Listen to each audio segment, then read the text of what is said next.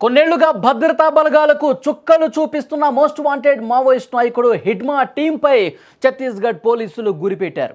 ఈ ఏడాది April May నెలలో కర్రెగుట్టల్లో జరిగిన ఆపరేషన్ నుంచి త్రుటిలో తప్పించుకున్న హిడ్మా టీం మళ్లీ తప్పించుకోకుండా తెలంగాణకు ఆనుకొని ఉన్న ఛత్తీస్గఢ్ సరిహద్దులో 2,000 మంది జవాన్లను మోహరించి చుట్టుముట్టారు. బస్తర్ అడవుల్లో డిఆర్జీ, సిఆర్పిఎఫ్, ఎస్టీఎఫ్ బలగాలు అస్త్రశస్త్రాలతో సరిహద్దులో కాపుగాస్తున్నాయి. ప్రధానంగా హిడ్మాతో పాటు దేవ, ఎర్ర, కేసా నాయకత్వంలోని గెరిల్లా టీంను లక్ష్యంగా చేసుకుని ఈ ఆపరేషన్కు శ్రీకారం చుట్టిన పరిస్థితుంది. డ్రోన్లతో నిరంతరం ఈ ప్రాంతంలో నిఘా పెట్టారు. ఇక అత్యవసర పరిస్థితిని ఎదుర్కొనేందుకు బీజాపూర్ జిల్లాలో ఒక హెలికాప్టర్ను కూడా స్టాండ్ బై మోడ్లో ఉంచినటువంటి పరిస్థితుంది. చివరిసారి తప్పించుకున్న హిడ్మాతో సహా అగ్రశ్రేణి నాయకులు ఉన్న ప్రాంతాల వైపుగా భద్రతా బలగాలు కదులుతున్నటువంటి సమాచారం వస్తుంది. ముఖ్యంగా అబూజ్మడ్ సరిహద్దు అడవుల్లో సవాల్తో కూడుకున్నటువంటి ఈ ఆపరేషన్లో హిడ్మా రహస్య స్థావరాలు గుర్తించేందుకు డిఆర్జీ, కేంద్ర బలగాలు మావోయిస్టు పట్టున్న గ్రామాల సాంకేతిక మ్యాపింగ్, థర్మల్ ఇమేజింగ్ ద్వారా అత్యాధునిక సాంకేతిక పరిజ్ఞానాన్ని కూడా ఉపయోగిస్తున్నాయి. ప్రధానంగా దక్షిణ బస్తర్ పరిధిలోని బీజాపూర్, దంతెవాడ, సుక్మా జిల్లాల్లో ఈ ఆపరేషన్ మొదలుపెట్టినట్టుగా కనిపిస్తోంది. గతంలో ఎప్పుడూ లేనట్లుగా 2,000 మంది ఇటు కేంద్ర బలగాలతో అలాగే పోలీసులతో ప్రత్యేకమైనటువంటి ఆపరేషన్ చేస్తున్నారు. ఈసారి ఎట్టి పరిస్థితుల్లో గతంలో తప్పించుకున్నటువంటి హిడ్మా బృందాన్ని ఈసారి ఎట్టి పరిస్థితుల్లో పట్టుకోవాలనేటువంటి ఉద్దేశంతో 2,000 మంది బలగాలతో మొత్తం కూడా సరిహద్దు ప్రాంతాలని చుట్టుముట్టిన పరిస్థితుంది. తెలంగాణ, ఛత్తీస్గఢ్ సరిహద్దు ప్రాంతాలు ఎక్కడైతే హిడ్మా తన స్థావరాన్ని ఏర్పాటు చేసుకుని ఏదైనా భద్రతా బలగాల కదలికలు కనిపిస్తే ఈజీగా తప్పించుకునే మార్గాలు ఉన్నాయో వాటన్నిటిని పూర్తిగా మూసేసి అష్టదిగ్బంధనం చేసినటువంటి పరిస్థితి. అందుకే పెద్ద సంఖ్యలో గతంలో ఎప్పుడూ లేనట్టుగా 2,000 మంది బలగాలతో ఒక ప్రత్యేకమైనటువంటి ఆపరేషన్ చేస్తున్నటువంటి పరిస్థితి. ముఖ్యంగా ఈ ఆపరేషన్ కూడా అస్సలు మిస్ కాకూడదు, హిడ్మా ఈసారి ఎట్లాగైనా మన వలలో చిక్కాల్సింది అన్నట్టుగా ఒక ప్రత్యేకమైనటువంటి వ్యూహాన్ని రూపొందించిన పరిస్థితి కనిపిస్తోంది. బీజాపూర్ కావచ్చు, దంతెవాడ కావచ్చు, సుక్మా కావచ్చు, మొత్తం కూడా జల్లెడ పడతా ఉన్నారు. ప్రతిరోజు కూడా బలగాలు లోపలికి, అడవి లోపలికి జల్లెడ పట్టుకుంటూ ముందుకు కొనసాగుతున్న పరిస్థితి.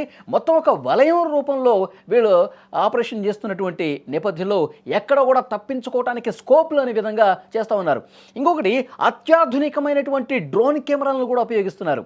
పగటిపూట ఏ చిన్న కదలికి వచ్చినా సరే ఈ అత్యాధునిక కెమెరాలు పసిగట్టేస్తాయి. దానికి సంబంధించిన సమాచారం బలగాలకు చేరిపోతుంది.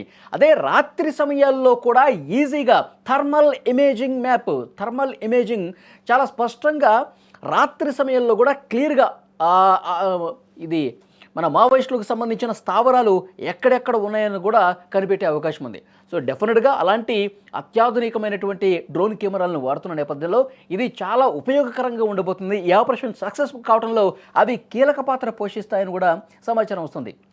ఎందుకంటే కేంద్ర ప్రభుత్వం మావోయిస్టులకు సంబంధించి ఒక స్పెషల్ ఆపరేషన్ చేస్తుంది. మార్చి 31, 2026 ఈ సమయానికల్లా మావోయిస్టు రహిత దేశంగా మార్చాలని ఒక లక్ష్యంతో ముందుకు పోతుంది కేంద్ర ప్రభుత్వం.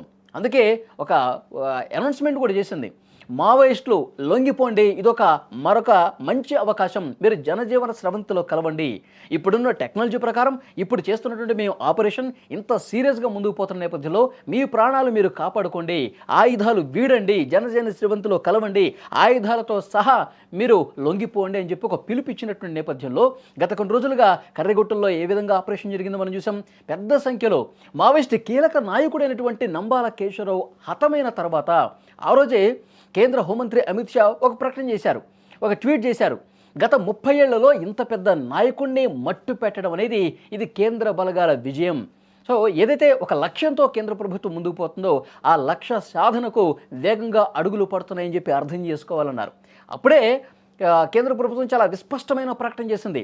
మీరు ఆయుధాలతో సహా లొంగిపోండి, ఇక సమయం లేదు, మార్చి 31 కల్లా ఈ ఆపరేషన్ పూర్తవుతుంది, ప్రాణాలు కాపాడుకోండి, జనజీవన స్రవంతిలో కలవండి అని చెప్పి పిలిపించిన నేపథ్యంలో మనం చూసాం మల్లోజుల వేణుగోపాలరావు ఆయన ఆయుధాలతో సహా లొంగిపోయిన పరిస్థితుంది. తర్వాత ఆశన్న ఆయన కూడా ఆయుధాలతో సహా లొంగిపోయిన పరిస్థితుంది. సో ఆయన కూడా పిలిపిస్తూ ఉన్నాడు, ఇది ఈ సమయం మనది కాదు, డెఫినెట్గా మావోయిస్టులందరూ కూడా మీరు లొంగిపోవటం కరెక్ట్ అని చెప్పి ఆయన ఒక ఫోన్ నెంబర్ కూడా ఇచ్చి అందరినీ లొంగిపోవాల్సిందిగా కోరినటువంటి పరిస్థితి ఉంది, ఆయుధాలతో సహా.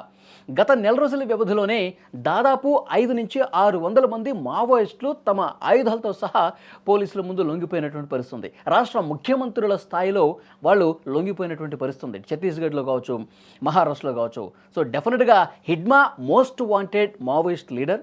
సో ఇతని కోసం వెతుకుతూ ఉన్నారు. చాలా సందర్భాల్లో కేంద్ర బలగాలకు కూడా ధమ్కీ ఇచ్చి తప్పించుకున్నటువంటి పరిస్థితి ఉంది.